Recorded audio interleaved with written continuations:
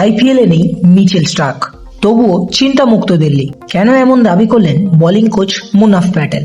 চলুন জেনে নেওয়া যাক।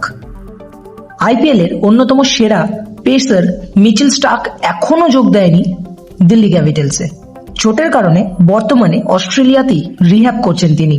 আর কবে মাঠে ফিরবেন তা এখনো অনিশ্চিত। তবে আশ্চর্যজনকভাবে স্টার্ককে ছাড়াই দারুণ ছন্দে রয়েছে দিল্লি। প্রথম 2 ম্যাচেই জয়ের মুখ দেখেছে দল।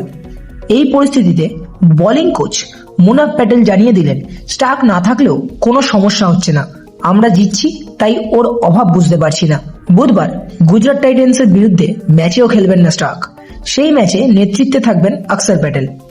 অন্যদিকে প্রতিপক্ষ দলে রয়েছে ইনফর্ম ব্যাটার শুভমান গিল, যা ম্যাচটিকে আরো রোমাঞ্চকর করে তুলেছে। মুনাফ আরো বলেন, স্টার্ক নিঃসন্দেহে বিশ্বের সেরা বোলারদের একজন। নতুন বলে 140 কিলোমিটার গতিতে ওর সুইং অসাধারণ। একমাত্র জসপ্রীত বুমরাই এর সঙ্গে তুলনা করা যায় মিচেল স্টার্ককে। তবে তিনি এটাও পরিষ্কার করে দেন, সবটাই নির্ভর করছে পরিস্থিতির ওপর। বোলাররা পারফর্ম না করলে তখন সমস্যা হতে পারে। স্টার্ক কবে ফিরবেন এই প্রশ্নে এখনো অন্ধকারেই Delhi team management. Cricket Australia বা মেডিকেল টিম থেকে এখনো কোনো আপডেট আসেনি।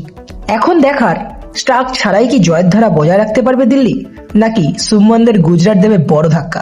আরো এমন আপডেট পেতে চ্যানেলটা সাবস্ক্রাইব করতে ভুলবেন না। আর অবশ্যই ভিডিওটা ভালো লাগলে একটা লাইক করে আপনাদের মহামূল্য কমেন্টটা করে দিয়ে যাবেন।